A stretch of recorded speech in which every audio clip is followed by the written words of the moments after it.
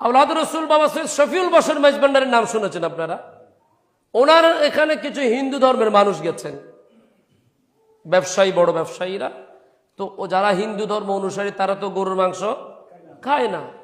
তো উনি ভিতরে গেলেন, বিবি সাহেবানিকে বললেন কিছু সনাতন ধর্মের মানুষ এসেছে, ওনাদের জন্য খাবারের ব্যবস্থা করুন, ওনা তো গরুর মাংস খায় না, বলে চলে গেলেন। মাজান পড়ে গেলেন বিপদের মধ্যে, কিরে বাবা, আমি আছেই তো গরুর মাংস, আর কিছু আমার কাছে নাই, আমি মেহমান কিভাবে না সমাধা করব?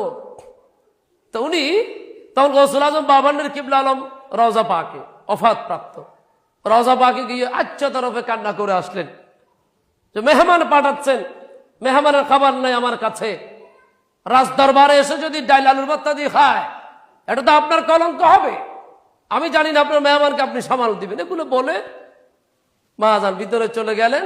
উনি উনার প্রস্তুতি নিয়ে ডাল, আলু ভাজি, ডিম টিম করে রেডি করলেন। হঠাৎ করে বিশ্ববলী সাংসদ সৈয়দনা জিয়াউল হক মেজবান্ডারী দুই হাত বড়ে খাদেম সহ খাবার কতগুলো নিয়ে সৈয়দ শফিউল বশর মেজবান্ডারী তো শাহজাহান বাবাজানের মামা যান, মামাকে সালাম দিন, আসসালামু আলাইকুম মামা, কেমন আছেন বলে ভিতরে মামির কাছে গেলেন। বললেন মামি, এটা তো রাজ দরবার, খালি হাতে কেউ ফিরবে না, মেহমান খালি হাতে যাবে না, আপনাকে চিন্তা করতে হবে না। যেই যেই কথাগুলো বাভান্ডারির মাজারে পাকে সৈয়দ শফিউল বশর মেজবান্ডারির বিবি সাহেবানি বলেছেন, সব কথা বিশ্বরী শাহজাহান বাবাজান ফেরত দিয়ে বলেছেন, মামি চিন্তা করবেন না, মেহমানদেরকে মেহমান নওয়াজি করুন। মুরগির রোস্ট, মানে গরুর মাংস ছাড়া একেবারে রাজকীয় খাবারের আয়োজন হয়ে গেছে। সুবহানাল্লাহ। এখান থেকে আমি আপনাদেরকে একটা কথা বলবো, সুফিদের দরবারে বা সুফিদের ব্যাপারে কোনো কথা বলতে সাবধান, বিশেষ করে মেজবান্ডার শরীফে কথা বলতে বড় সাবধান। আপনারা বলেন যে দেওয়ালেরও কান আছে, এটা মেজবান্ডার শরীফে দেওয়ালের কান আছে। সুবহানাল্লাহ বলেন না? আমি এই কথাগুলো বলার উদ্দেশ্য হচ্ছে যে আল্লাহর উপর তাওয়াক্কুল হবে। কার উপর? বান্দার উপর না, আল্লাহর উপর।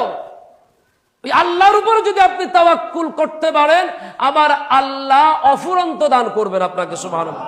আপনাদের চট্টগ্রামের ভাষায় তো একটা কথা আছে, এগুলো তো আমরা ছোটবেলা শুনতাম, এখন তো এগুলো শুনি না। বান্দার দিয়ে খোয়ার পানি, আল্লাহ দিয়ে অফুরেনি। বেশ সুন্দর এই শ্লোকগুলো কিন্তু আমাদেরকে কোরআন হাদিসের নির্যাস থেকে এই মুরব্বীরা এনে দিয়েছেন। বান্দার দিয়ে খোয়ার পানি, খোয়ার পানি মানে ওই যে কচু পাতার উপরে কুয়াশা জমে পানি পারদের মতন, কিন্তু এটা বাতাসে নাড়াচাড়া হয়ে যায়, পড়ে যায়, কিন্তু অল্প পরিমাণ। আর আমার আল্লাহর দেওয়া এটা অফুরন্ত। সুবহানাল্লাহ পড়ে।